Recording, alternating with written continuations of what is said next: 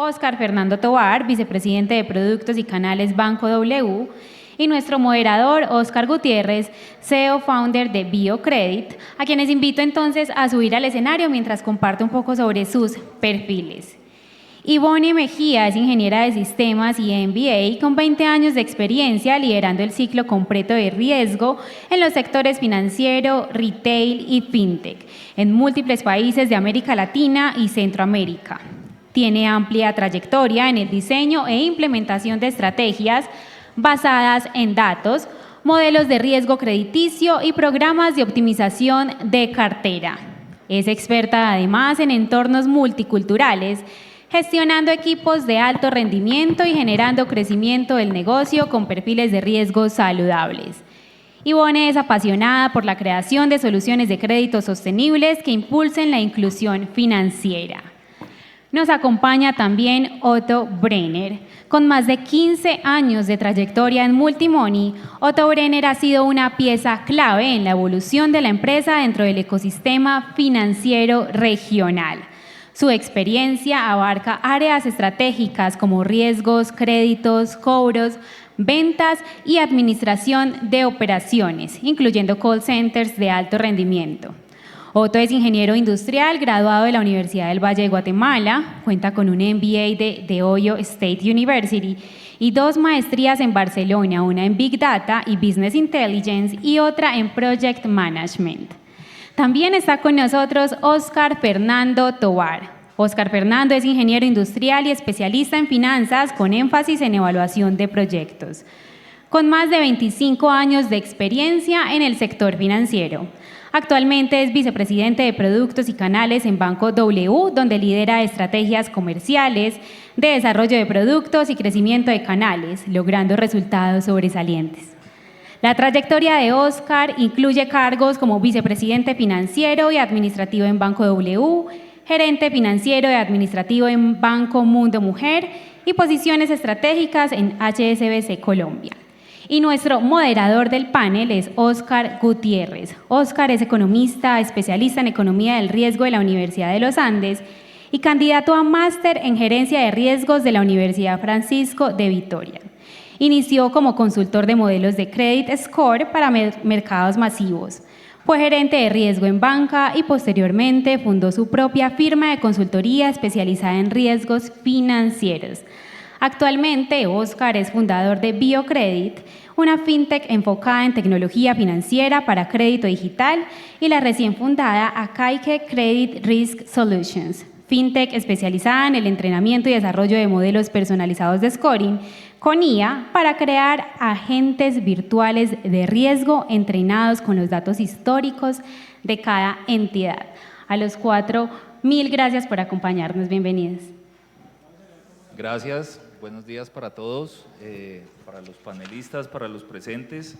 Es un gusto estar acá hablando de un tema tan interesante como es el de inteligencia artificial, que es un tema bastante relevante. Últimamente hemos visto muchas noticias acerca del tema, pero hoy lo queremos enfocar en temas de riesgo de crédito, en temas de cómo los datos están dando vida a estos nuevos mecanismos de inteligencia artificial y cómo el ciclo completo del crédito puede llegar a aprovechar esta nueva tecnología, pero sin olvidarnos también del humano en el circuito, que lo llamamos en una de las preguntas, y es cómo ese talento puede aprovechar esos nuevos mecanismos para potencializar las entidades de crédito y cobranza que ustedes representan y que pues básicamente son muy relevantes para este tema. Entonces, el talento también es algo que va a ser clave, que nuestros panelistas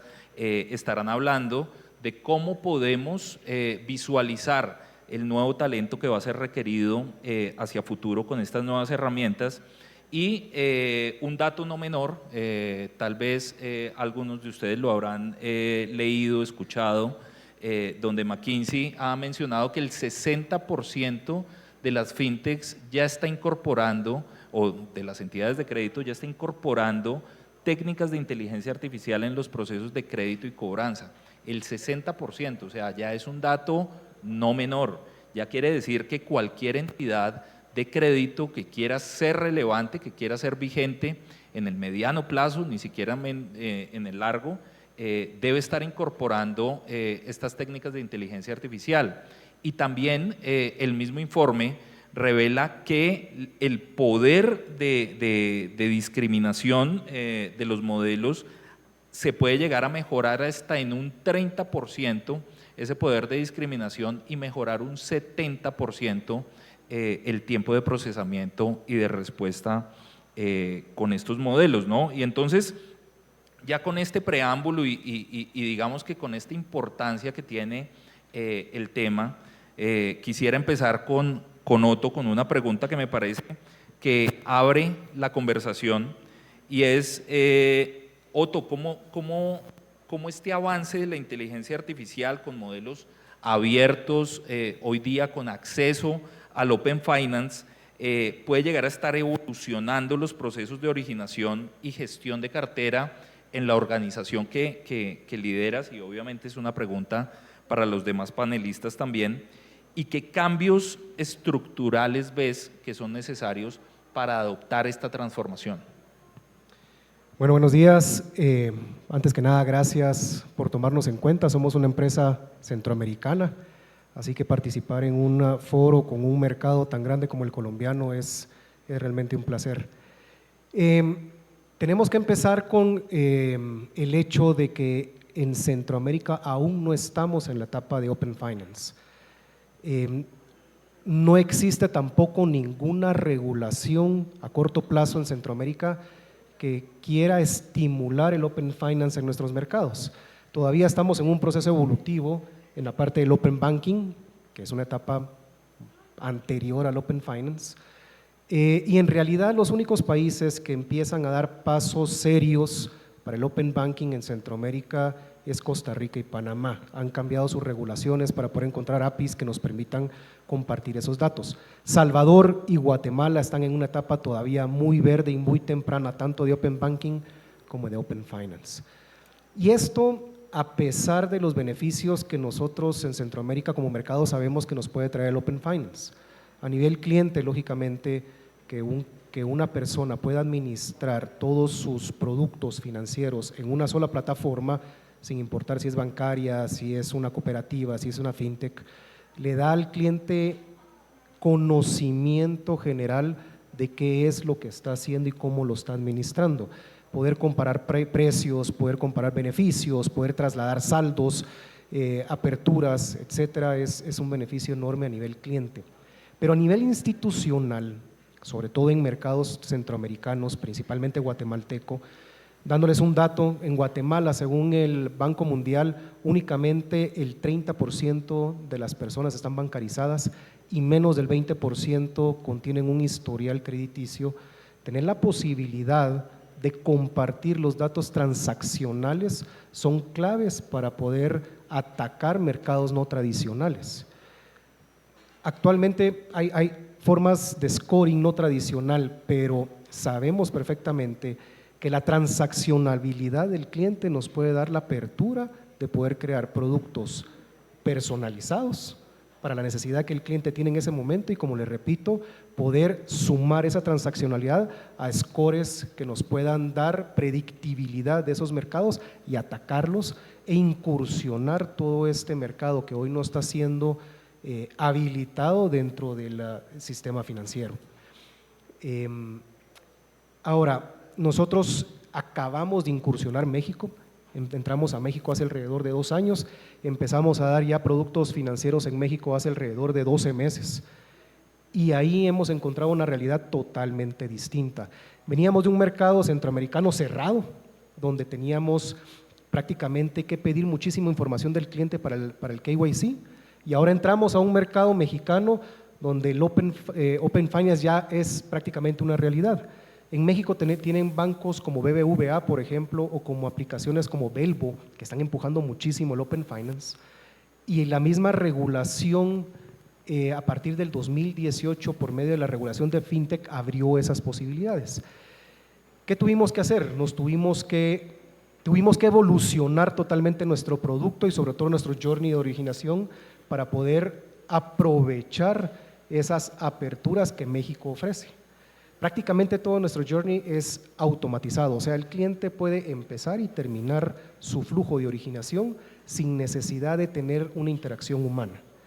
Ahí todo el KYC prácticamente lo podemos obtener de las APIs que tenemos abiertas a nivel regulatorio para poder saber dónde trabaja el cliente, hace cuánto trabaja en esa institución el cliente, cuánto está ingresando, cuál es su salario. Bueno, tenemos muchísima información que nos permite llenar totalmente el KYC y el cliente únicamente ir etapa por etapa para verificar su identidad. Entonces, las experiencias son totalmente distintas, mientras que en Centroamérica todavía necesitamos muchísima interacción humana.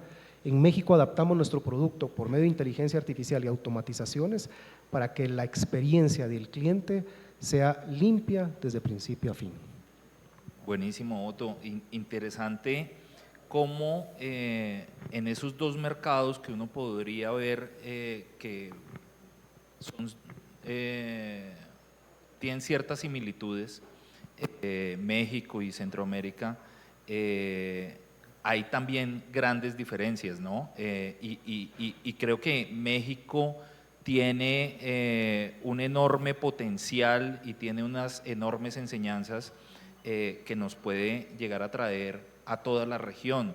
Y desde ese sentido, Ivonne, te quisiera hacer la misma pregunta, ya que con Clara, pues digamos que estás en ese mercado, naturalmente nacieron y es su principal operación.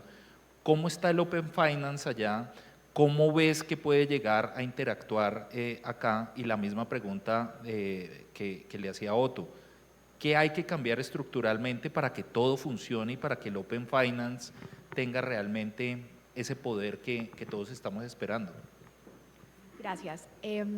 Bueno, muchas gracias igual y buenos días.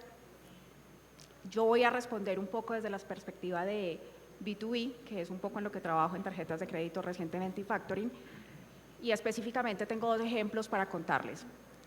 Gracias, Otto, por contarme un poco y abrirme un poco el tema de México. Realmente México está muy avanzado en este momento y para nosotros hay un tema bastante importante que tiene que ver con cómo hemos cambiado como toda la estructura de conexión para poder traer esa información.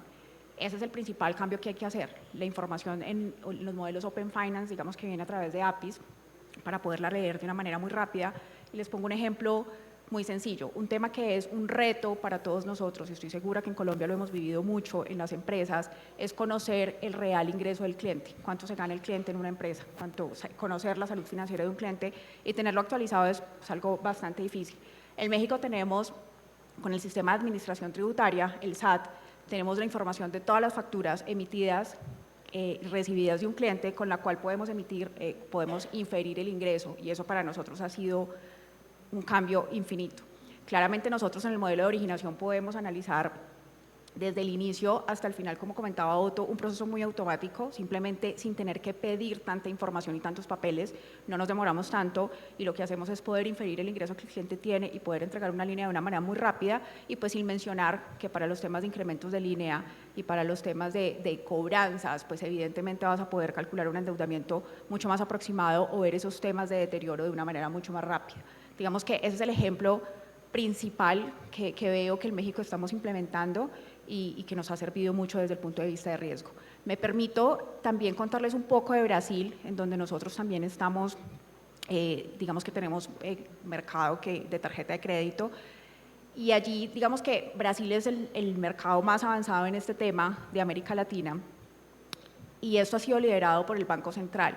Ha funcionado muy bien, el Banco Central está centralizando, valga la redundancia, toda la información que tenemos, digamos que de los deudores, una información muy similar a lo que tenemos en los burós, pero me llama la atención algo que puede ser discutible, y es que allá se comparten las tasas. Entonces, claro, a través de las tasas nosotros podemos ver qué tan competitivos somos. Para las personas de riesgo podemos encontrar, obviamente, una cuota mucho más aproximada. Y sin duda alguna, también compartiendo cuál es el tipo de tasa que el cliente tiene, pues podemos predecir muchos temas que el mercado que se nos avecinen, no sé, con una tasa fija, con una tasa variable, podemos empezar a revisar muchos temas que se nos vengan. Entonces, esos son los dos ejemplos desde mi punto de vista que nos han sido muy útiles y que pues evidentemente es el Open Finance funcionando. Y es muy interesante la visión de una fintech, también como Clara, de cómo estos nuevos datos, de estos datos abiertos, pueden llegar a servir para mejorar incluso en muchos casos la inclusión financiera, esa persona que no está siendo visible por la banca tradicional. Y en esto yo creo que Banco W y Oscar, con la trayectoria que tiene una gran experiencia, y quisiera conocer también tu opinión, Oscar, cómo desde las bases, desde las microfinanzas, desde el microcrédito, cómo ven el Open Finance, qué están pensando, cuál es el futuro de las microfinanzas con este tema, qué hay que cambiar estructuralmente y cómo van a evolucionar. Okay. Bueno, muy buenos días a todos y gracias Beatriz y Ciclo de Riesgo por invitarnos a este espacio de construcción. Oscar, el Open Finance en las microfinanzas y desde la perspectiva de lo que hemos venido trabajando en nuestro banco, pues todavía no lo vemos. Me acojo un poco a las palabras de Beatriz en su presentación de este evento y es, se habla mucho, entendemos que hay muchas cosas que están pasando, pero desde la perspectiva de nuestro modelo de atención, que es un modelo en donde vamos a buscar a los clientes, en donde es un modelo personalizado, en donde la información que puede tener valor para compartir todavía no está estructurada porque depende de una relación personalizada de un equipo de ventas que está buscando microempresarios, cuentapropistas en sus entornos, pues todavía no está ahí. Creo que los principales desafíos que tenemos las entidades de microcrédito pasan por dos lados. Uno, un tema cultural, y es poder vencer el miedo de compartir y de apostarle a la tecnología. Nosotros hemos venido dando pasos importantes, tratando de traer esa información a nuestros modelos, traer esa información a nuestros lagos de datos, que para mí es un término nuevo aproximadamente apenas desde hace 3 años y para la organización, y poder tomar esa data estructurada y conocer a nuestros clientes en sus entornos, y eso que hoy se llama el petróleo, los datos, que es lo que alimenta ese Open Finance, poderlo tener de una manera estructurada y poderlo desde ahí analizar e incorporar en modelos. El otro gran desafío tiene que ver con el miedo, y lo mencionaba ahora Edgar, y es cómo las entidades hiperreguladas como los bancos nos quitamos el miedo de compartir con otras entidades como las fintech, que aquí hay. Aprovecho y saludo a nuestros compañeros de panel que vienen del mundo de las fintech. Cómo construimos valor haciendo trabajo y no pensando en que me quieren quitar, o que eso que me está cobrando alguien o que me quiere ofrecer para agregar valor a mi negocio, yo también lo puedo hacer. Entonces creo que pasa por el miedo y pasa por también un tema, un cambio cultural en la forma como se hacen microfinanzas en entidades que utilizamos modelos de atención personalizada. Buenísimo, y yo creo que el Open Finance, el ideal, y todos somos aquí conscientes, somos dueños de nuestros datos, y al utilizarlos con un propósito, si yo pudiera utilizar para un beneficio personal los datos propios de cómo pago mis cuentas, de cómo administro mi portafolio, sin lugar a duda me va a beneficiar a mí mismo, y es parte de lo que busca el Open Finance. Pero también vamos a uno de los puntos relevantes de este panel, y son los datos, ¿no? Entonces el Open Finance es como esa gran sombrilla, pero todo parte desde el dato. Y quisiera seguir contigo, Oscar, porque me parece que en microfinanzas el dato, que muchas veces hay muchas opciones de mejora en cuanto a almacenar el dato, utilizarlo mejor, pero son expertos en identificar el nivel de ventas por el segmento, cómo le va al vecino, cómo lo puedo llegar a referenciar con sus clientes. ¿Cómo ven los datos ustedes, y qué datos alternativos pueden llegar a aportar en una decisión de crédito, en una decisión de riesgo? ¿Cómo lo están capitalizando hoy en día? Ok.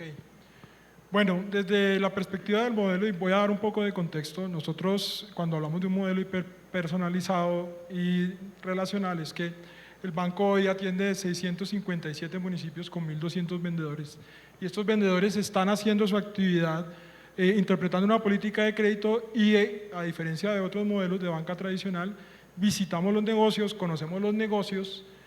Tenemos unas entrevistas en donde hacemos 3 cosas muy importantes. La primera, educación financiera, que es ir y explicarle a esa persona que tiene una tienda, a don Juan, a doña María que tiene una tienda, entender por qué necesita un crédito, como tú lo mencionas, conocer ese negocio, saber cuál es la capacidad que tiene o la capacidad de pago que tiene una unidad productiva no formal, que eso también es importante en esta conversación.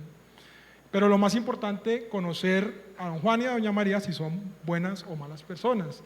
Y ahí es donde la subjetividad de los datos cobra un gran valor. No es lo mismo un microempresario en una región de Colombia como el centro o un microempresario en una región como la costa.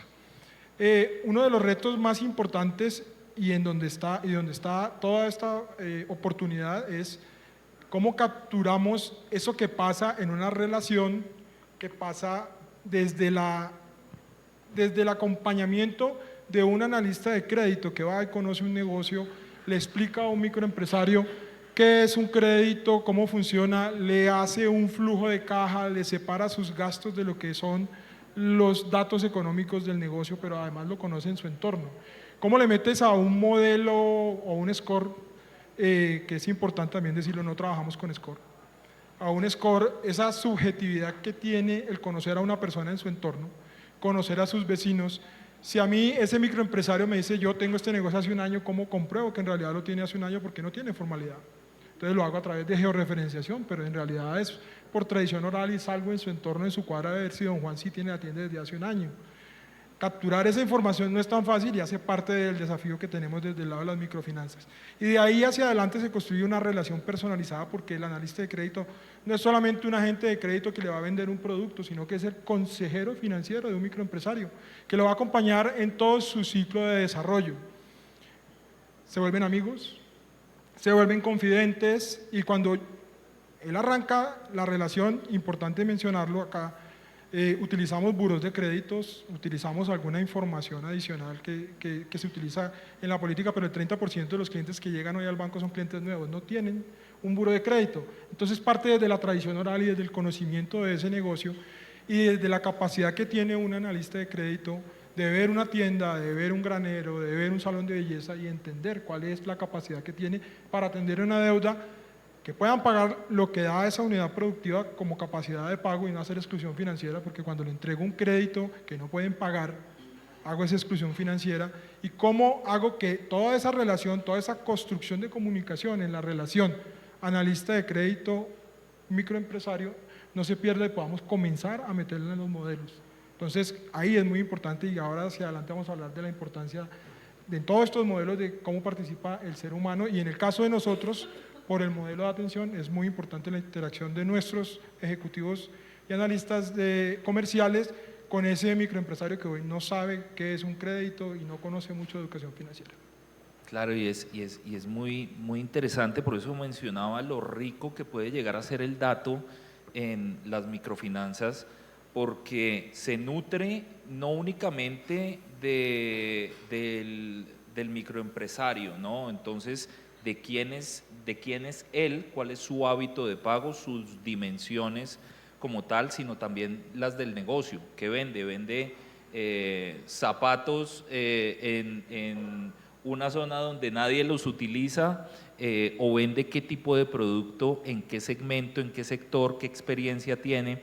Yo creo que es información muy rica, muy valiosa, que cuando he tenido la oportunidad de construir modelos de microcrédito se ve muy discriminante y esta data no tradicional bien aprovechada yo creo que marca una gran diferenciación entre entidades y para eso los expertos yo creo que hemos sido las fintechs un poco, ¿no? Desde Biocredit, por ejemplo, nos hemos dado cuenta del poder de discriminación de algunos eventos, de algunas variables, de si paga mejor una persona que solicita un crédito por un iPhone, por un Android, si tiene o no una relación el hecho de la hora en la cual se solicita un crédito. Hay mucha información que puede llegar a ser relevante para un proceso de originación. Y como digo, las fintechs creo que hemos tenido esa necesidad de encontrar nuevos datos en diferentes frentes, y para eso me gustaría, Ivonne, preguntarte también, ¿qué ha hecho Clara o qué has visto que haya hecho el segmento de las fintechs para poder utilizar esa data no tradicional?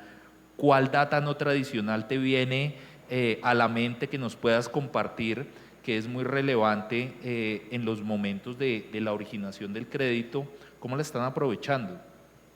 Nosotros directamente no estamos utilizando información no tradicional en los modelos de negocio, pero sí tengo cercanía con un modelo que conocí durante este año, me llamó mucho la atención, es específicamente de consumo en México, y tiene que ver con cómo se están utilizando fuentes de información del celular. Entonces, toda esa huella que nos deja el celular, qué mensajes de texto nos están llegando, con quién hablamos todo el día, cuáles son, digamos, que esos mensajes que nos cruzamos, el tipo de llamada que nos ingresan, eso lo está utilizando una compañía en México que me llama mucho la atención, de microcrédito, y lo que hacen con esa información es crear modelos para dar líneas muy chiquitas. Líneas, estamos hablando desde 100,000 pesos en adelante, son líneas realmente pequeñas, pero hablando de inclusión financiera, eso es realmente inclusión financiera. O sea, son personas que no tienen definitivamente información de buró, nosotros no somos, pero están analizando información de pues, un teléfono celular, se comparte esa información, y al final, en un proceso de menos de 5 minutos, están dando una línea a una persona que antes no podía tener esa plata, y 100,000 pesos en ese momento pueden estar, digamos, que sacando de un apuro a alguien que va a quedar, digamos, que muy, muy comprometido con esa entidad. Ese es como el mejor ejemplo que tengo de un proceso de automatización completo que tuve cerca y me pareció muy interesante. Buenísimo. Yo creo que el poder de los datos no tradicionales es lo que ha convertido a fintechs en grandes compañías. Lo hemos visto con Nubank. Nubank tiene un modelo de score propio que ha brindado la oportunidad de crédito con sus tarjetas a personas que tradicionalmente habían estado excluidas. Hay una fintech que me gusta mucho que se llama Upstart, que también tiene miles y millones de fuentes de información para lograr acercarse con préstamos a esa población no atendida.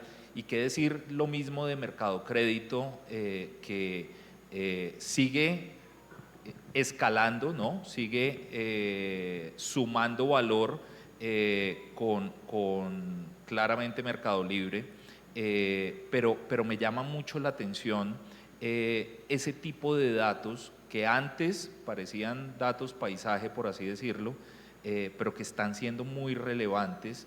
En el pasado tuve la oportunidad también de incorporar variables de consumo de servicios públicos para determinar una correlación contra un buen y un mal pagador. Y yo creo que en Multimoney, en Guatemala, pueden estar haciendo algo muy parecido con esos datos, y nos gustaría conocer tu experiencia, Otto, de cómo esta data alternativa, cuáles datos alternativos estás viendo que son más relevantes y cómo se pueden llegar a aprovechar en el ciclo completo del crédito y la cobranza. Sí, voy a mencionar México otra vez en lugar de Guatemala. En México hemos estado investigando la parte de datos alternativos por la infinidad de datos que estamos recibiendo.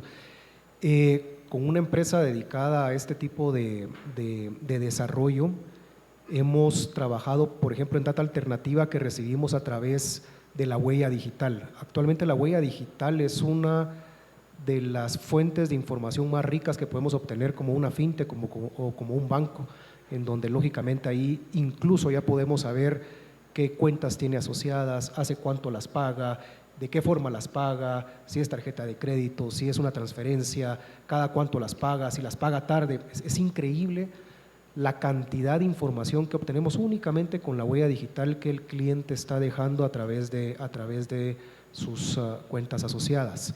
Adicional a eso, también ya sabemos temas de geolocalización, tenemos información de e-commerce, por ejemplo, también, pero en nuestra experiencia es tanta la información que en este momento estamos recibiendo que el reto no es tener información sino que, y guardar la información, sino que el reto es la trazabilidad y la coerción de esta información. ¿Cómo asegurarnos que los datos que estamos recibiendo son relevantes para el comportamiento del cliente? En muchas ocasiones cometemos el error de pensar que las 1000 variables que tenemos, las mil son realmente importantes para este tipo de historial. Pero cuando tenemos la capacidad de trazar esa información en el tiempo, nos vamos dando cuenta que eso se viene disminuyendo hasta tener realmente 4 o 5 variables que en realidad tienen la capacidad de proyectar la capacidad de pago de un cliente a 9 o 12 meses, por ejemplo. Entonces, creo que el reto que estamos enfrentando ahorita como fintechs, como empresas, no es obtener la información, yo creo que ya tenemos la capacidad de obtenerla, es cómo convertimos ese montón de información que estamos recibiendo en información relevante con capacidad de determinar proyecciones de pago al cliente a largo plazo y que sean sostenibles para poder ofrecerle un crédito que sepamos que va a poder pagar durante un plazo determinado. Claro, y es muy interesante lo que mencionas porque también el tener el dato no lo hace valioso, lo que hace valioso es tener toda la trazabilidad de cómo ese dato se correlaciona con el propósito que queremos prevenir o asegurar, que en casos ese es el crédito. Nosotros, para contarles también parte de la experiencia, hemos correlacionado con eventos de impago, con default crediticio, muchas variables. Nosotros en Biocredit somos 100% tecnológicos, es una app que aprovecho para invitarlos a que la descarguen, y desde esta app podemos llegar a tener, con permiso del usuario, mucha información sobre su ubicación o los contactos que pueda llegar a tener, la marca del dispositivo, la versión del software, y todo esto, al correlacionarlo contra las personas que obtuvieron un préstamo, podemos encontrar patrones que pueden ser relevantes y nos permite asegurar que ese dato almacenado sea y sirva con un propósito del cálculo de una probabilidad de impago, que es en últimas lo que buscamos con la inteligencia artificial. Básicamente anticiparnos a un evento de default con toda la data que tengamos disponible, que como bien lo mencionaba Otto, no es cualquier dato, sino son datos que se pueden llegar a categorizar, se pueden llegar a analizar y se pueden llegar a correlacionar. Pero, y cuando uno lo habla de esta manera, se pensaría que una máquina lo puede hacer todo, ¿no? Entonces, si el dato está, si la correlación está, si los modelos ya existen, entonces, ¿dónde quedan los agentes de crédito? ¿Dónde quedan los comités tradicionales de crédito que nos llevan a una decisión? Y creo que, si bien es cierto la tecnología ha avanzado mucho, tampoco se debe deshumanizar el contexto de son personas las que están pidiendo un dinero, son personas las que tienen en últimas la última decisión y no es una máquina solamente la que debe tomar este tipo de decisiones. Pero cuando nos fijamos de la realidad de hoy a la realidad de hace unos años, claramente el talento tiene que ir cambiando. Tal vez las capacidades y la experiencia de un analista de crédito en el pasado no sean las mismas capacidades y conocimiento que debe tener un analista hoy en día. Y con eso, Ivonne, quisiera preguntarte cómo ves y qué rol crees que debe tener el humano en el circuito, ¿no? que es lo que hemos llamado en esta pregunta. ¿Cuál es el rol del humano en el circuito y hasta dónde debe ser necesario para un proceso de toma de decisiones? ¿Y qué rol crees y qué talento, qué nuevas skills debe tener esa persona hacia el futuro cuando hablamos de crédito y cobranza? A mí me gustaría hablar de dos cosas ahí. La primera, el modelo como tal, y la otra, el proceso. En términos de modelo, es súper importante, digamos, que tener en cuenta que hoy no es fácil crear un modelo, pero digamos que es mucho más rápido, tenemos mucho más datos de lo que llevamos hablando de eso unos minutos, tenemos mucha más información, es mucho más fácil acceder a ella, pero sin duda alguna el experto es el estadístico y la persona de riesgo que conoce qué va a pasar con ese modelo. Un modelo se entrena con una población específica, esa población, digamos que se selecciona y decimos, ok, este modelo va a definir o va a tratar de predecir esto para esta población, y esa experiencia, para esa experiencia es fundamental una persona que sea quien ayude como en todo el proceso técnico que lleva el modelo, su construcción, su selección de variables, sus exclusiones, etcétera. Entonces, digamos que ahí va la primera participación, digamos que los modelos son construidos generalmente por personas del área de riesgo, de datos y estadísticos que sean como muy expertos en modelos y siguen siendo necesarios por más que la inteligencia artificial pues funcione hoy en día. Ahora, ¿en dónde llega la relevancia principal? En los resultados. Definitivamente el apetito de riesgo lo conocemos nosotros, los que trabajamos en riesgo. La rentabilidad de la empresa que estamos esperando lo conocemos nosotros con las personas del negocio. Puede que para algún segmento o alguna geografía específica un 25% de tasa de malos no suene loco, mientras que para otras sí. Entonces, ese 75% que vas a dejar pasar puede que aguante la rentabilidad que tenemos en la empresa, y eso solamente lo sabe la persona de riesgo y la experiencia que esa persona tiene. Entonces, creo que en la generación del modelo y como tal en la parte técnica, los humanos seguimos siendo muy, muy relevantes. Ahora, si hablamos del proceso como tal, evidentemente, desde mi experiencia, lo que nosotros hacemos es, en poblaciones muy homogéneas, generar un proceso muy automático. Más o menos, en mi experiencia, o digamos que en los trabajos recientes que he hecho, entre el 50 y el 70% de la población nos da que es homogénea y puede tener un proceso automático. ¿Qué significa automático? Como lo decía ahorita Otto, de principio a fin, no interviene un humano y se genera una respuesta, un aprobado, rechazado, se guarda esa información y la línea. Después, lo que sucede es que siempre van a existir las zonas grises.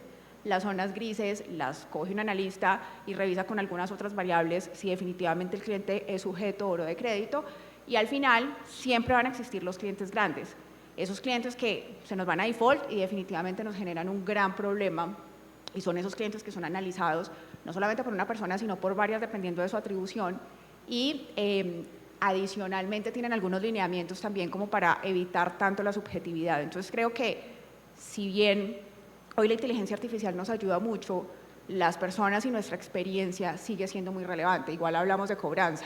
Si definitivamente tenemos una población homogénea que se autocobre, por llamarlo de alguna manera, eso lo automatiza un motor de decisión, pero tenemos unas cuentas que hay que hacerle seguimiento uno a uno, porque en el momento en el que tenga un día de mora, posiblemente eso va a generar mucho, mucho problema en nuestro portafolio. Entonces, para mí es una combinación perfecta entre la rapidez que nos está dando la inteligencia artificial versus esa experiencia que todos nosotros tenemos y le ponemos como el flavor a lo que sucede hoy en el riesgo.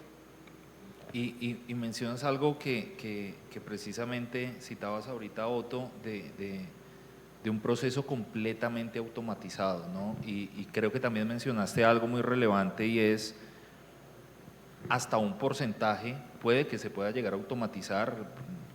Ojalá pudiera llegar a ser para el 100% de los créditos, no lo es. Hay algunos de mayor nivel de riesgo que pueden llegar a requerir un ojo más experto.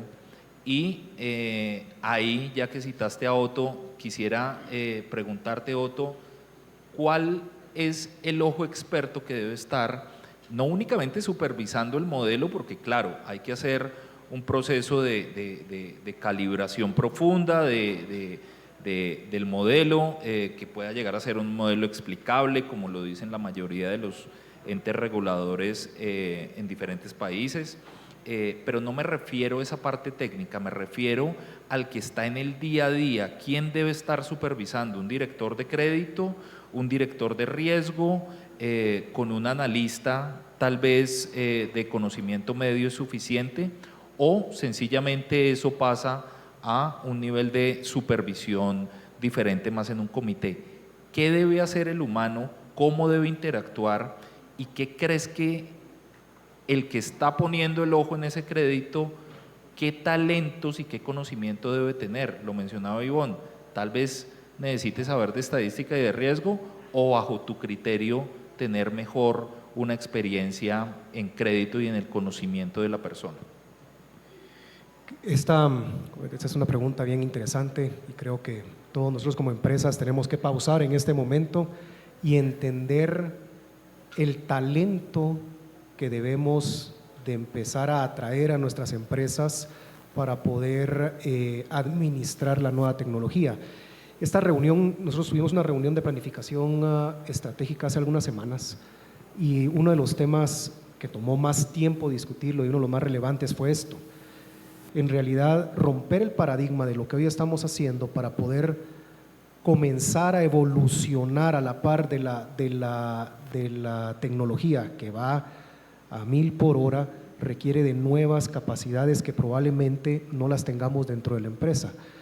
Necesitamos, ya no es suficiente únicamente con tener experiencia en análisis financiero, en análisis de riesgo, en modelos de riesgo, o sea, necesitamos profesionales híbridos que ahora vengan con conocimiento de análisis de datos, con conocimientos de inteligencia artificial, ética de inteligencia artificial, y esa es la nueva sangre o las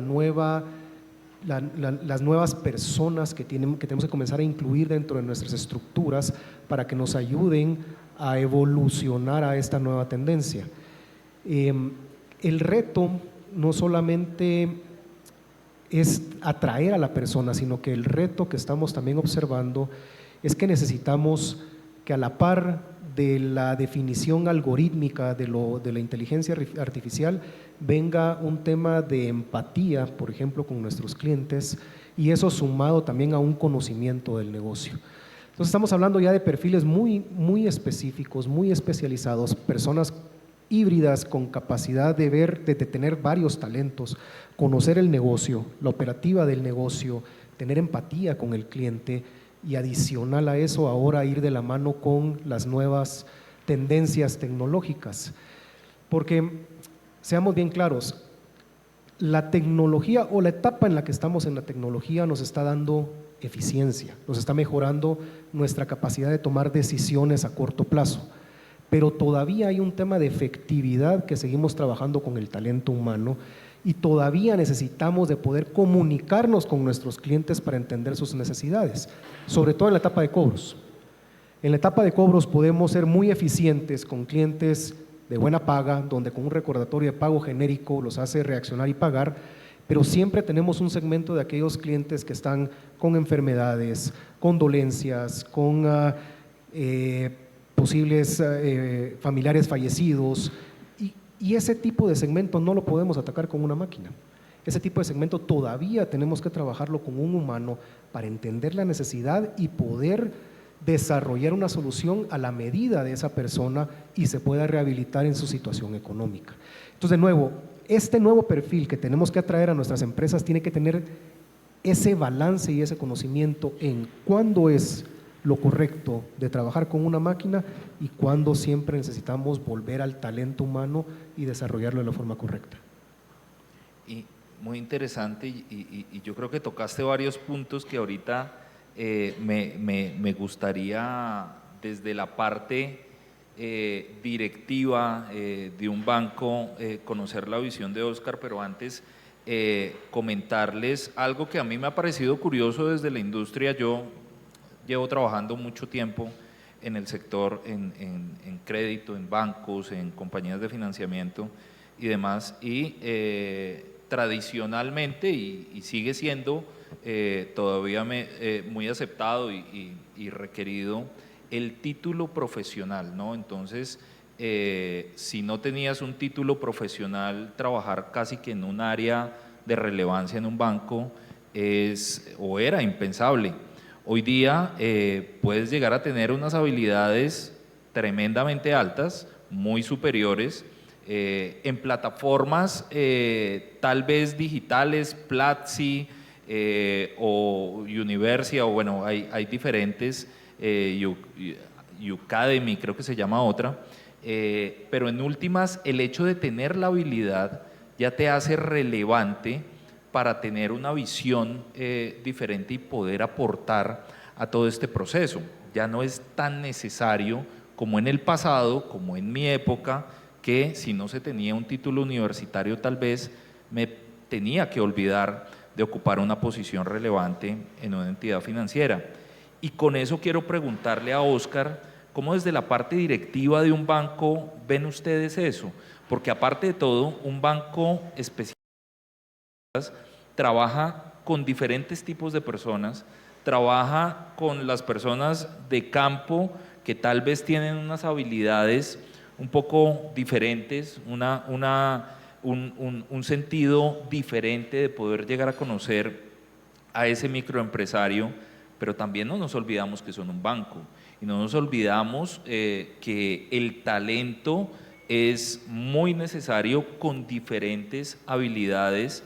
¿Y cómo están ustedes compitiendo un poco con esas nuevas entidades que están saliendo, que están atrayendo talento, que no les ponen tantos, perdón la expresión, trabas para vincularlo, y cómo el banco está evolucionando en esa atracción de talento? Cuéntanos un poco de eso. Bueno, voy a partir de dos temas que se tocaron acá. Uno es quién hace la tarea y para quién la hace. Para quién la hace es importante y tiene que ver con el propósito que tiene una organización de microfinanzas. Y creo que sin importar en cuál área estemos buscando ese talento, es importante lograr la conexión con el propósito que tiene una institución de microfinanzas. Poder transmitir la importancia que tiene que vayamos como una entidad de microfinanzas a tocar una población que hoy lo veíamos en una de las presentaciones, cada vez crece más, que es trabajadores informales. Y porque es importante llevarles un mensaje de educación financiera, de finanzas responsables, y que queremos genuinamente ayudarles. Y ahí en ese quién hemos pasado por muchas cosas, Óscar. Y yo llevo en el mundo de las microfinanzas algo así como 13 años, trabajé también en la banca tradicional. Y en los perfiles de los ejecutivos de crédito, cuando yo llegué todavía existía ese deseo de que fueran profesionales, ojalá de algunas carreras. Sin embargo, eso ha venido moviéndose en el tiempo. Quizás somos conscientes que los títulos y las experiencias no necesariamente hacen bien el trabajo. Y ahí nos hemos ido moviendo un poco en los perfiles porque tenemos dos desafíos. Uno, no hay muchas personas hoy que quieran hacer una labor como la que hace un analista de crédito, que es subirse todos los días a un barrio como Usme y meterse en las montañas de Bosa, caminar en medio de barrios que tienen desafíos, fronteras invisibles, que tienen que atender a personas en la calle en condiciones difíciles. Y llegamos a un punto en donde si es una persona que tiene habilidades de ventas y también tiene una conexión de servicio, que es el propósito que tiene la organización, nosotros lo vamos a formar y lo vamos a acompañar en ese desarrollo para que sea un buen vendedor y acompañe a todos estos microempresarios en la tarea de poder escalar sus negocios, acompañarlos y ser ese aliado que entiende las necesidades que tiene un microempresario, un cuentapropista el día de hoy. Hacia las digamos, unidades que manejan el riesgo, operaciones, financiero, han pasado también unos cambios interesantes y un poco lo que mencionaba Otto, se requiere talento híbrido. Ya solo hecho de saber de finanzas no es un skill suficiente, hay que saber un poco de todo este tema de datos, hay que saber un poco de todo este tema de avances tecnológicos, inteligencia artificial y trabajar en equipo. Han emergido nuevos talentos dentro de la organización que se han tenido que traer. Hoy tenemos una oficina de datos y algo muy importante que también hemos venido haciendo es formando a las bases, formando nuevas bases y reeducando las bases del banco. Hoy el banco tiene una alianza con la Universidad ICESI de Cali, que es una universidad muy importante, en donde, ¿qué estamos haciendo? Hemos capacitado a más de 200 personas en todo este tipo de herramientas de las que estamos hablando acá, que nos convocan como inteligencia artificial, marketing digital, manejo de datos, para que esa adopción de todas estas nuevas tecnologías no los excluya a los que ya han venido trabajando. Y otra cosa que estamos haciendo es haciendo una conexión entre la academia y el mundo real al cual nosotros les servimos, que son todos estos microempresarios, y esas hackatones, esas experimentos, esos MVPs que hoy llevamos a los clientes y al público de interés que atendemos, lo hacemos con estudiantes de la universidad.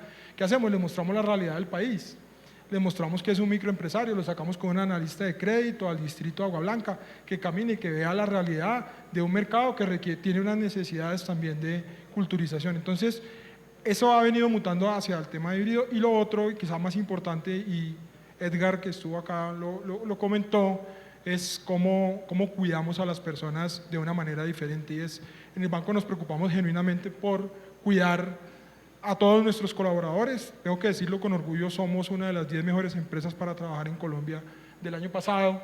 Y eso viene en una apuesta decisiva de inversión, que él lo mencionó, en el talento de las personas, en temas que tienen que ver con cultura, con clima, con coaching, con acompañamiento de las personas, para que puedan, los que ya estábamos, abrazar el cambio, y los que vienen de las nuevas generaciones, poder tener esa conexión con el propósito que tiene el banco y darle sostenibilidad al modelo de negocio que tenemos. Y una contrapregunta ahí rápida. ¿Te imaginas el sector microfinanciero operando sin personas, ese agente de campo que ya no exista, no sé, en 5, 10, 15 años? Pues en este momento no me lo imagino. Fíjate que ahora Otto lo mencionaba un poco desde sí hasta dónde la tecnología, la información, los datos, la inteligencia, hasta dónde va y hasta dónde va la parte humana. Fíjate que en esa relación que nosotros tenemos con los clientes pasan cosas que no recogen los modelos. Voy a poner un ejemplo sencillo. Yo fui a donde doña María, hice todo un ciclo de crédito, le entregué un crédito, hoy arrancamos desde 600.000 pesos, el crédito promedio es de 6 millones de pesos. Ella viene, le entregamos el crédito, comienza a pagar bien, comienza a pagar bien, comienza a pagar bien, le entregamos un segundo crédito porque la renovación de los créditos hace parte del acompañamiento en el desarrollo de sus negocios. Un tercer crédito, normalmente son un 40, un 60% más de ese crédito inicial, pero en algún momento comienza a tener un mal comportamiento de crédito. Y un modelo me dice, doña María, que es tendera, tiene un mal comportamiento de crédito, las próximas Marías que vengan, que sean tenderas, vamos a ajustar la política de crédito. Pero en esa conversación con doña María tenemos algo que pasa, que creo que es la magia de las microfinanzas, y es que ella me puede decir, me estoy separando, eso lo recoge un modelo, tengo una enfermedad, me están extorsionando, lo hablábamos en estos días, lo hablábamos contigo, fenómenos difíciles que hoy la población que atendemos está expuesta, enfermedades catastróficas, malos hábitos alimenticios, enfermedades catastróficas, un microempresario no tiene cómo atender hoy una necesidad que tenga él o su familia, porque normalmente detrás de una microempresa hay 4 a 6 personas. Entonces, consideramos que ese cambio de que va a ser totalmente digital, que va a ser totalmente asistido, que los modelos van a poder hacer esa tarea, yo hoy no lo veo, como entidad no le apostamos a eso, abrazamos la tecnología, estamos construyendo un camino importante en términos de innovación, en términos de datos, en términos de mercadeo digital, en términos de cómo la tecnología está supeditada a los humanos. Y yo soy un convencido de que la tecnología nunca va a superar la inteligencia natural de las personas. Es muy interesante, ¿no? Yo creo que, de hecho, parte de esa resistencia un poco es lo que demuestra un informe que sacó el BID con Finovista, y refleja que tan solo el 28% de las fintechs están completamente automatizadas. Es increíble, o sea, uno pensaría que el nivel de automatización, más desde una fintech, debería ser más alto. Y ahí es donde uno se pone a pensar, bueno, un poco el dilema del huevo y la gallina. No es más alto porque definitivamente se tiene que humanizar el proceso de crédito, no es más alto porque no estamos adaptados o no tenemos la capacidad tecnológica para lograrlo, o no está más alto porque la regulación todavía no va al mismo ritmo de la evolución tecnológica. Hemos visto cómo las superintendencias en todo el mundo van 3, 4 pasos atrás de lo que va el avance tecnológico. Y en ese caso, Otto, ¿tú cómo lo ves ¿cuál es tu visión, cómo Multimoney lo está viendo en diferentes países a nivel regulatorio? ¿Será que algún día vamos a poder ver un ente regulatorio al mismo ritmo de una entidad financiera al nivel de tecnología? ¿Qué nos falta como países para lograr que podamos subir del 28 a, ojalá, un 60% de entidades automatizadas con todo su proceso? Creo que hay tenemos diferentes etapas en Latinoamérica. Solamente en Centroamérica tenemos 2 etapas distintas. Tenemos una realidad muy distinta con un Costa Rica, como se les mencioné anteriormente, y Panamá, que ya han dado pasos bien serios para poder trabajar con toda la parte de open sources y comenzar a automatizar sus procesos. Y países como Guatemala, por ejemplo, que están verdes en todo este proceso y que la regulación es muy dura con todo el tema de automatización. Y quiero contarles nuestra experiencia. Nosotros recién nos convertimos en banco en Guatemala. Acabamos de pasar un proceso de una SA a un banco hace 2 semanas. Nos llevó 3 años lograrlo y lamentablemente parte de lo que tuvimos que hacer para convertirnos en banco es retroceder la automatización que ya habíamos logrado como una sociedad anónima. Ya teníamos inteligencia artificial, sobre todo en nuestros procesos de créditos, ya estábamos bastante automatizados, utilizábamos medios digitales para comunicarnos y toda esa experiencia que el cliente ya estaba acostumbrado la tuvimos que prácticamente eliminar para convertirnos en un banco. Ahora estamos con un proceso bastante manual, que pareciera ridículo, pero así lo es, y ahora nos toca que con la regulación ir de la mano y viendo de nuevo cómo volvemos a evolucionar lo que ya habíamos hecho. Así estamos en Guatemala. El resto de los países creo que tienen una regulación un poco más abierta que permite automatizar, aunque estamos muy lejos todavía de la parte del open banking, por ejemplo. México, por otro lado, al contrario, creo que la regulación está caminando de la mano de todas las fintech y les están permitiendo evolucionar con la tecnología, y eso está haciendo que lógicamente México crezca enormemente en este sector. Creo que en México, si no mal tengo el dato, hay más de, no recuerdo el dato exacto, pero hay más de 2000 fintech en este momento que están dándole el servicio a los clientes. Entonces, Guatemala, por ejemplo, que tendrá 4 o 5 fintech relevantes versus un México que anda con más de 2000, ahí podemos ver las diferencias que la regulación hace para poder lograr que el cliente acceda a un crédito. Creo que tarde o temprano la tecnología va a ser tan fuerte y la presión por alinearse a ella va a ser tan fuerte que las regulaciones van a tener que adaptarse a ella. Definitivamente, yo creo que dentro de 5 años, entre 3 y 5 años, podemos estar viendo países centroamericanos ya alineándose a una regulación fintech como la de México para poder aperturar toda esta nueva evolución tecnológica que estamos observando. Sí, indudablemente yo creo que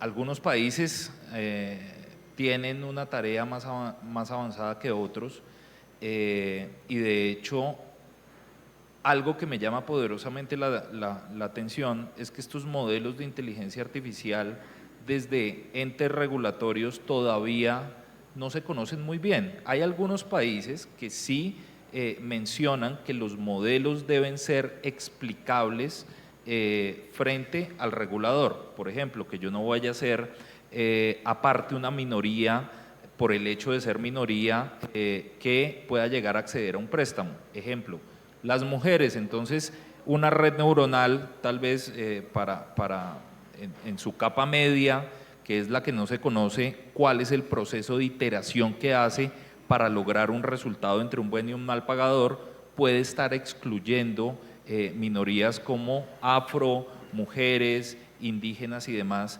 Y creo que muy pocos países se han dado cuenta de eso, muy pocos países han puesto la lupa en esta parte. Y con eso, Ivonne, quisiera preguntarte, ¿tú cómo ves que va a ser también el tema regulatorio, pero sobre todo los modelos de riesgo de crédito hacia futuro? ¿Cómo lo estás viendo a nivel macro? ¿Será que van a ser modelos genéricos como en el pasado nos ofrecían los burós de crédito, o van a ser modelos personalizados, porque en últimas la capacidad que va a tener cualquier organización va a ser muy superior a la que tenían en el pasado? ¿Y cómo ves que la regulación puede llegar a estar abarcando todo esto? Son muchas cosas al mismo tiempo. ¿Cómo lo ves tú? Yo diría que ya existen modelos personalizados, de hecho hace bastantes años, lo que pasa es que no son tan comunes. Los bancos grandes, digamos que tienen áreas especializadas para crear modelos y tienen, digamos que, su capacidad de hacerlo. ¿Hacia dónde veo yo que vamos? A que eso sea más común y a que todas las empresas puedan llegar a tener esa capacidad. Por lo que he mencionado varias veces, la inteligencia artificial nos permite hacer modelos más rápidos. Digamos que, como mencionaban ahorita con los temas de talento, mucha gente va a ir aprendiendo cómo utilizar estas herramientas y al final van a determinar qué poblaciones pueden utilizar y generar unos resultados bastante interesantes. Y eso va a permitir que muchas empresas que hoy en día no pueden tener un modelo personalizado lo tengan. Yo recuerdo mucho que hace 20 años, cuando empecé a trabajar en un banco grande, y ese banco tenía su propio modelo de Behavior Score, un modelo propio que lo que hacía era medir su portafolio, lo combinaba con el modelo del buró y eso, digamos, que acompañaba la estrategia del negocio. Yo creo que hacia allá podemos empezar a ir, digamos, que todas las empresas creando desde su punto de vista, digamos, que ese análisis de portafolio y cuál va a ser esos resultados que estamos esperando. Eso, digamos, que soportado en un tema que me parece muy importante que está sucediendo hoy en día, que es que las empresas ya tenemos mucha conciencia de los datos. Antes no guardábamos la información, antes no teníamos tanta capacidad de almacenar y tanta conciencia de entender que todos esos datos que nos entregan los clientes y toda esa información que nosotros tenemos de comportamiento es muy valiosa. Entonces creo que con toda esa información, más todo lo que hemos hablado de Open Finance, vamos a poder llegar a que las empresas puedan empezar a generar sus propios modelos y digamos que traquear su propio portafolio. Acompañado también con que ahora los burós van a tener más información, muchas más herramientas, entonces ya no vamos a tener un solo modelo genérico, vamos a tener muchos modelos por vertical y eso va a soportar mucho a aquellas empresas que de pronto no se monten tan rápido en este bus y digamos que necesiten todavía algunos modelos o que tampoco tengan la población completa y necesiten soportarse en este tipo de modelos. Ahora, con respecto a la regulación, yo creo que todos lo vivimos, o sea, México y Brasil, en mi experiencia, van mucho más rápido que nosotros, pero yo sigo viendo lo que tú acabas de mencionar, las fintechs.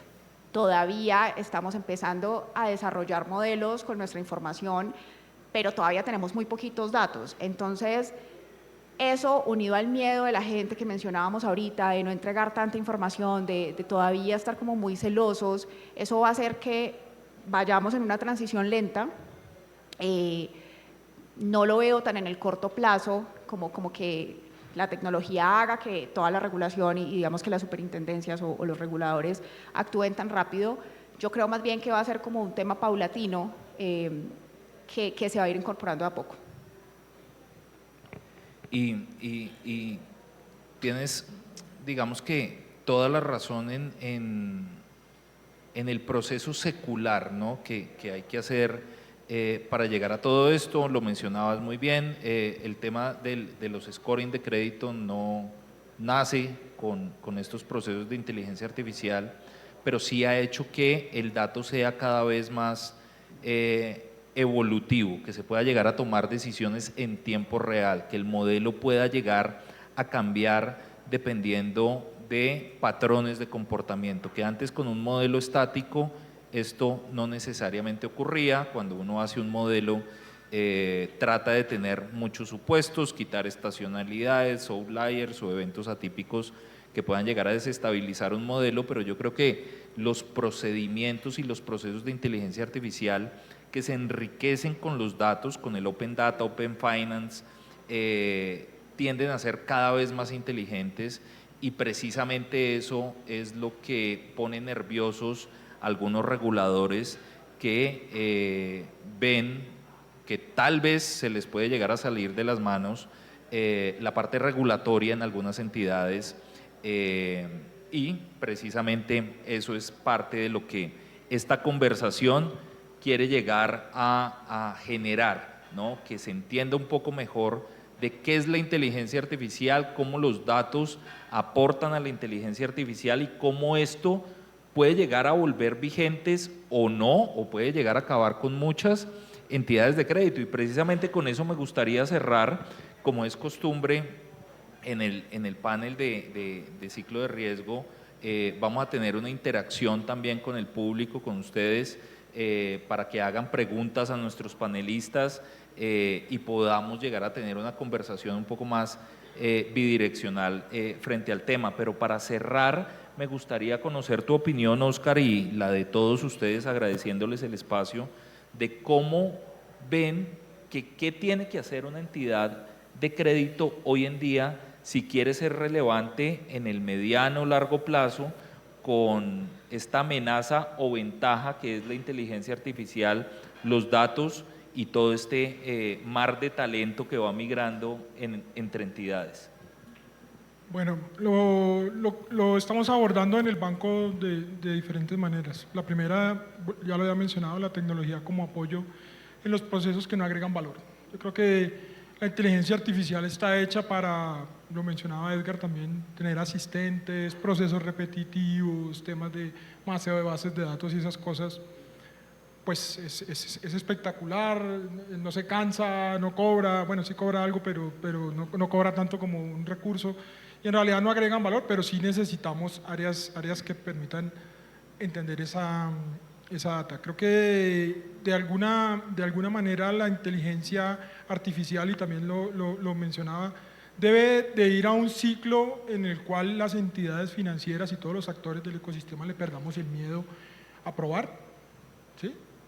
Ese explorar, plantear hipótesis, probar y escalar muchos de estos modelos que están pasando. Voy a poner dos ejemplos sencillos de hacia dónde creemos que debe de ir y cómo lo estamos explotando a través del laboratorio, a través de la oficina de datos, a través de los equipos de innovación.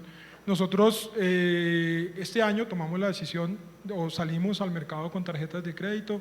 Creemos que los microempresarios colombianos se merecen la oportunidad de tener un portafolio de productos que se ajusten a sus necesidades, es decir, tienen una necesidad de un microcrédito, pero tienen necesidades de consumo.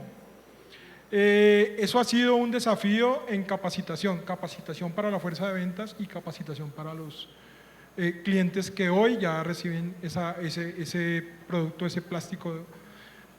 Utilizamos unos asistentes, estamos probándolos para acompañar a los equipos de venta en las preguntas frecuentes, porque hoy una persona que entregaba microcrédito solamente conoce los productos de microcrédito, los plazos de microcrédito, pero conceptos que para nosotros y para muchas personas pueden ser sencillos, como fechas de corte, como temas de pago mínimo alternativo y ese tipo de cosas que terminan afectando la calidad del cliente y el uso de los productos.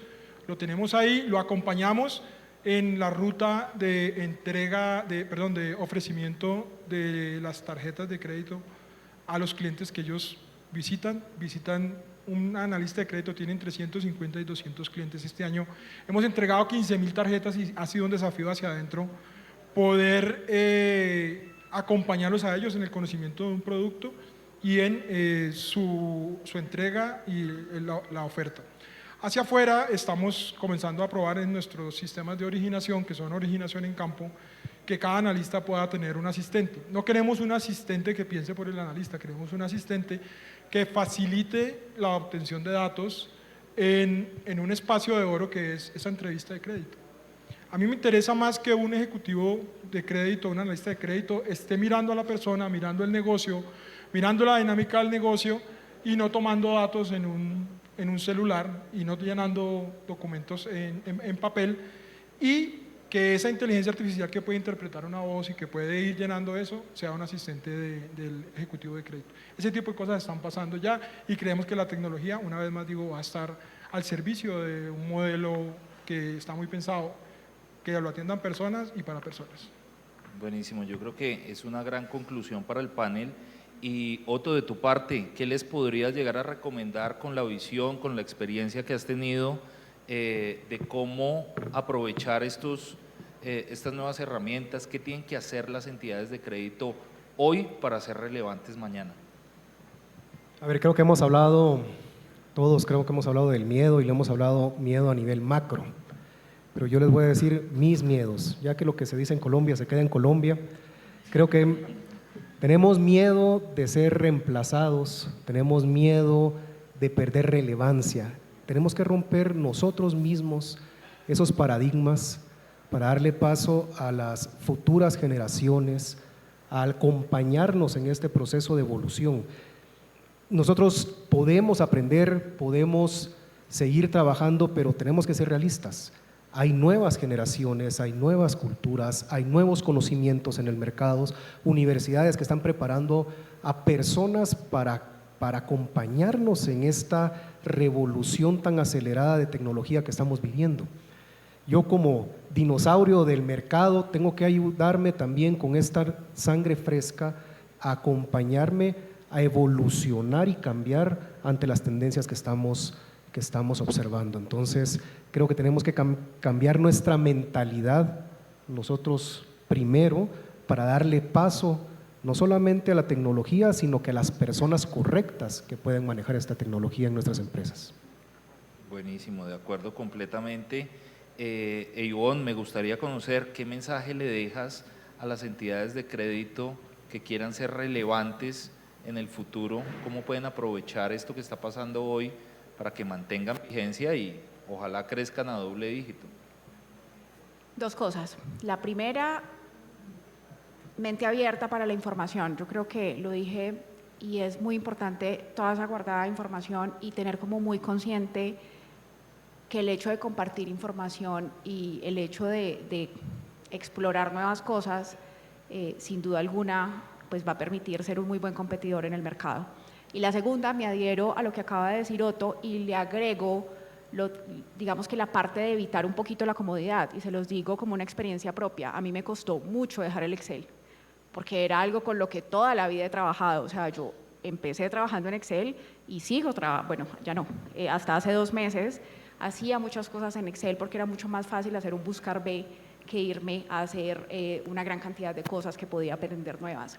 Entonces yo los invito a que saquen el tiempo, bloqueen su agenda y empiecen a automatizar esas cosas pequeñas que acaba de mencionar Oscar, de, oigan, tengo este proceso que no me está generando valor, puede ser un tema muy sencillo y puedo hacerlo. Eso les va a abrir un montón la mente y se van a dar cuenta de que definitivamente van a eficientar un montón de temas, van a conectarse tanto con ese mundo que van a crear ustedes mismos la cultura y van a acompañar a todas esas personas nuevas que vienen. Creo que ese es como el tema principal por el que hay que arrancar. Buenísimo, no, me encantó poder tener esta conversación tan a gusto con ustedes. Nuevamente, mil gracias a la revista, a Ciclo de Riesgo por la invitación, a ustedes por participar de esta charla. Y como lo mencionaba, nos gustaría interactuar, que pudieran llegar a interactuar con el panel, que todas las preguntas que tengan sobre el tema las podamos solucionar o al menos conversar para que esto sea una conversación que desde acá se vaya dando en las empresas y ojalá en diferentes países como nos vemos hoy representados. Así que, por favor, adelante con las preguntas. Por favor, alcen la mano. Claro que sí, recuerda presentarte con nombre y empresa.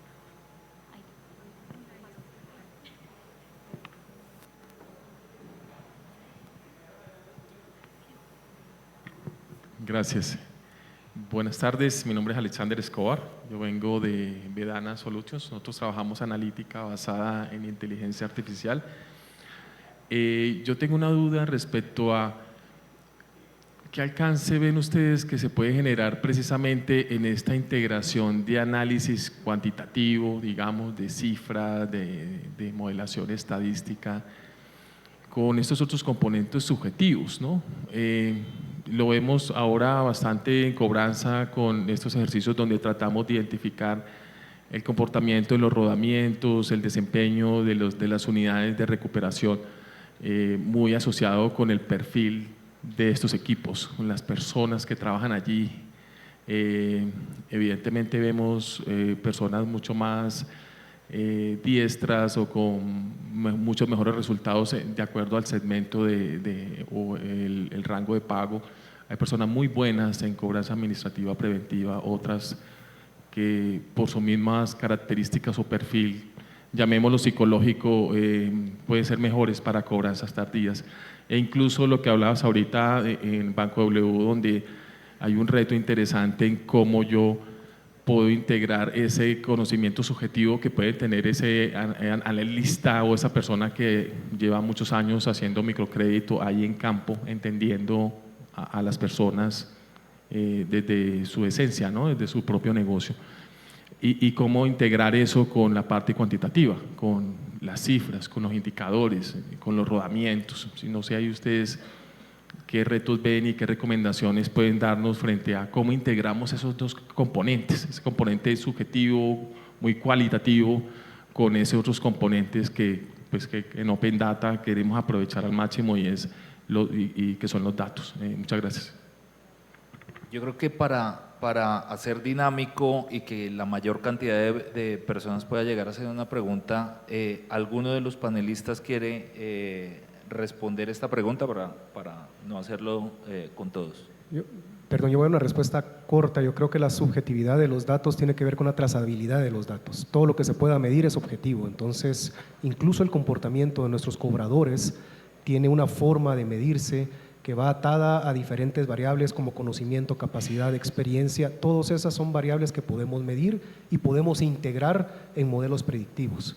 Entonces, depende de la trazabilidad que tenemos en los datos, los convierten de subjetivos y los podemos pasar a objetivos en donde podemos medirlos para tener diferentes correlaciones que nos permitan entenderlos. Me adhiero a Otto y vamos a hacer una respuesta corta para que participemos todos. Sí, yo creo que la parte subjetiva de la recuperación de cartera en el segmento que nosotros tenemos va por dos lados. La primera, entender una filosofía que nosotros hemos puesto, y es: cuando una persona no puede pagarme, no tiene un problema la persona, lo tenemos los dos. Yo como entidad financiera y la persona que está. Y ahí parten dos preguntas que muchas de las empresas que nos acompañan en el ciclo de cobro, y que algunos están acá y les agradezco porque también han aprendido a cobrar en el segmento en que nosotros estamos, y es: ¿qué le pasó? ¿Y cuándo cree que va a rearrancar su economía? Porque cuando les decía, yo hago un análisis de carácter, una buena persona me va a pagar cuando rearranque su economía. Una mala persona no me va a pagar aunque rearranque su economía. Entonces, las empresas que nos acompañan en el tema de cobranza han ido aprendiendo cómo es cobrar microcrédito, cómo es cobrar microfinanzas y cómo es un trato diferente a un trato numérico de cuántos clientes, cuántas carteras, cuántas llamadas, cuántos puestos de trabajo. Y ahí hemos construido un círculo virtuoso en donde todos ganamos. Yo creo que mi respuesta corta es escuchar, guardar y medir. Yo siempre he sido muy partidaria de que hay que hablar con los equipos operativos. En este caso hablemos de cobranza. Evidentemente los que están cobrando y los que viven el día a día tienen muchas experiencias que contar, entonces me invento, están dándose cuenta que la estrategia de cobranzas no está teniendo en cuenta que todos los perfiles que yo estoy cobrando de un segmento, no sé, voy y miro en Facebook cuando lo estoy estoqueando y me doy cuenta de que la mayoría de ellos tienen una característica específica. Empezar a guardar esa información y empezarla a incluir dentro de las estrategias / modelos, no siempre tiene que ser un modelo, puede ser una estrategia, y empezar a medir cómo va. Toda la subjetividad no la vas a poder guardar ni la vas a poder incluir, pero creo que sí, a medida que se va interactuando con los equipos, puedes ir almacenando toda esa información y utilizándola en pro de tu estrategia. De acuerdo. No sé, creo que alguien más tenía preguntas. Y por allá.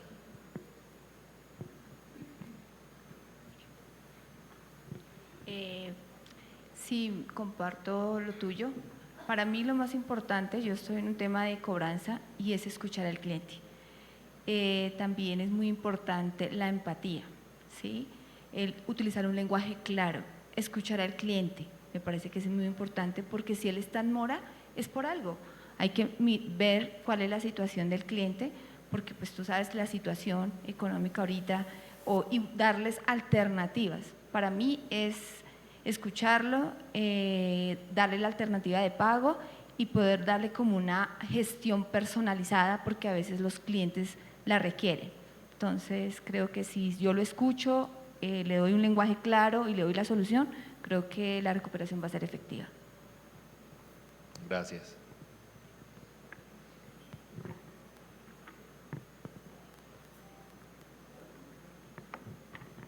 Bueno, buenos días, tardes ya, Solma Pinzón de Codacefi.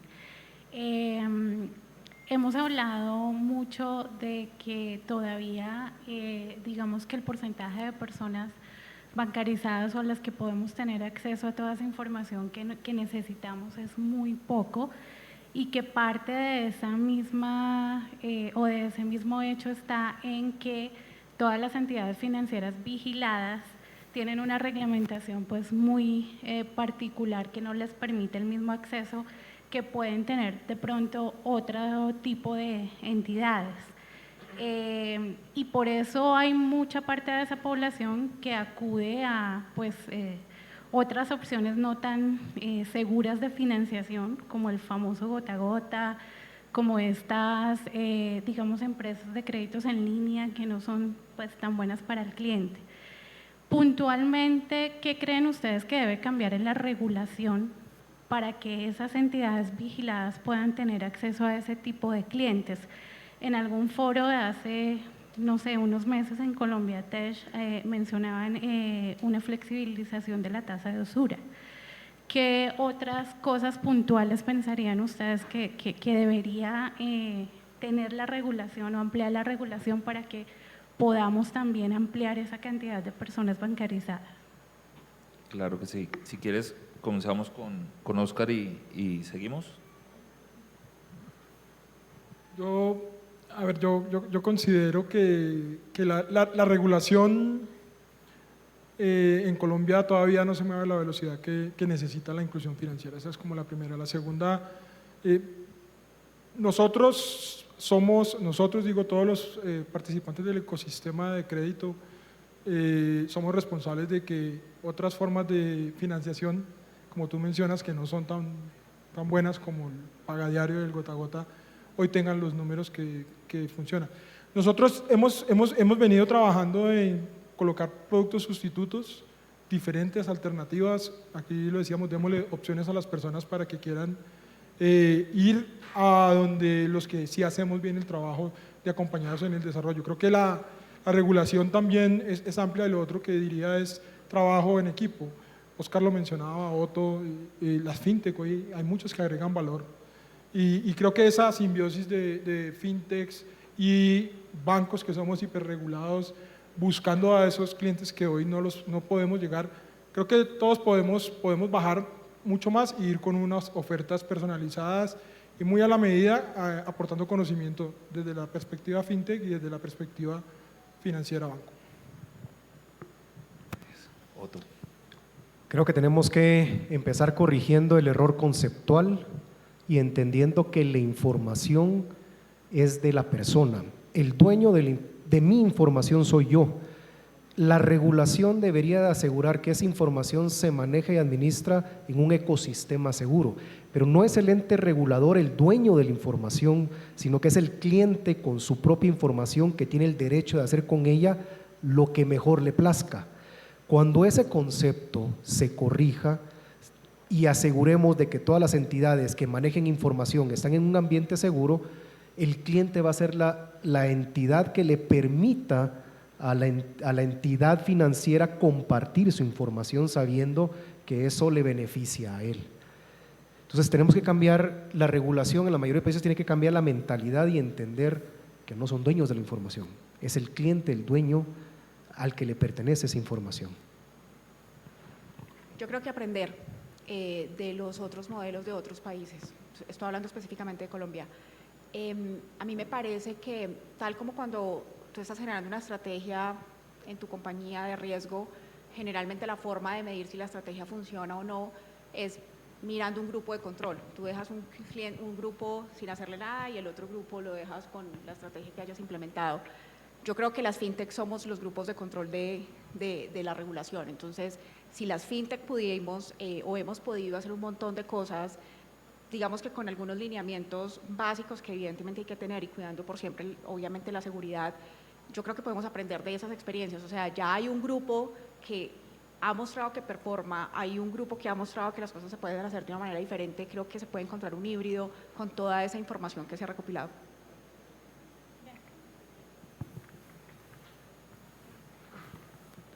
Jimmy Torres, Banco Unión. Si bien estamos hablando de la IA como un beneficio, digamos que en el buen uso de la misma, también podemos, digamos que, contemplar que se pueda usar de mala manera, ¿no? Entonces puede ir en contravía, digamos que, de la automatización, inclusive, digamos que, estar dirigida a intentos de fraude. ¿Cómo dentro de la experiencia de ustedes, digamos que, podemos saber cómo contrarrestar, digamos que, ese mal uso si estamos automatizando, digamos que, la gran mayoría de las solicitudes, en este caso del flujo de crédito? Bueno, yo considero que en el caso de los bancos hacemos inversiones gigantescas en temas de seguridad. Una de las barreras que se tiene hoy y parte de quizás que retrasa el desarrollo de muchas cosas es que hay que hacer unas inversiones muy fuertes en temas de seguridad de la información. Y también diría que para procesos como monitoreo, esta misma inteligencia artificial está hecha para que yo pueda poner algunos robots o algunos de estos asistentes a que hagan monitoreo y puedan generarme alertas en tiempo real y construir y aprender de lo que está pasando en todo este tema que tiene que ver con la seguridad de los datos, del ahorro del público en el caso de las entidades financieras y también de la parte de la relación cliente-banco. O sea, esa parte es súper importante. Sí, definitivamente, y creo que ya usé a México de ejemplo varias veces, pero México de nuevo, México también hemos observado que es el mercado de mayor evolución respecto al fraude. La inteligencia artificial ahora está sirviendo para recrear fotografías, para recrear identidades, para enmascarar teléfonos. Cada vez es más complicado identificar a nuestro cliente. Y como decía Oscar, necesitamos desarrollarnos e invertir a la misma velocidad que los defraudadores en el mercado. Tenemos que tener partners que sepamos que tienen la capacidad para evolucionar a la velocidad que está evolucionando el mercado fraudulento, porque es increíble, van 2 pasos, no están regulados, entonces les facilita muchísimo el trabajo, van 2 pasos adelante que nosotros. Ya cuando nosotros entendemos la capacidad que tiene es porque ya sufrimos un golpe. Entonces, como empresa, la posibilidad estratégica de aliarnos con empresas que tengan ese conocimiento en el mercado es un factor súper importante. Yo creo que lo mismo. No soy experta en fraudes, pero sí he visto que a medida que va pasando o que se van implementando como todos estos temas tecnológicos y que se va automatizando los procesos, el área de fraudes es la principal invitada, es la que avanza más rápido, por lo menos en la entidad donde yo trabajo. Entonces, eso es todo un mundo, tiene mucha información, hoy en día se hacen muchas validaciones, digamos que muchas revisiones que nunca serán suficientes porque evidentemente ellos, como se acaban de mencionar, lo van más rápido que nosotros, pero creo que cuando se vaya a implementar un proyecto de este estilo, siempre es poner a los expertos de fraude, que son como los que van a lograr de alguna manera, nunca se va a poder detener, mitigar la mayor cantidad de eventos y la menor pérdida que se pueda tener. Bueno, creo que muchas gracias a todos, creo que estamos sobre el tiempo ya. Ha sido una conversación realmente grata. Oscar, Otto, Ivonne, muchas gracias. A todos los participantes también. Resolveremos sus inquietudes para las personas que tengan más. Vamos a seguir aquí un rato más en el evento. Y bueno, de nuevo gracias a la revista por la invitación. Gracias a ustedes, un aplauso por favor.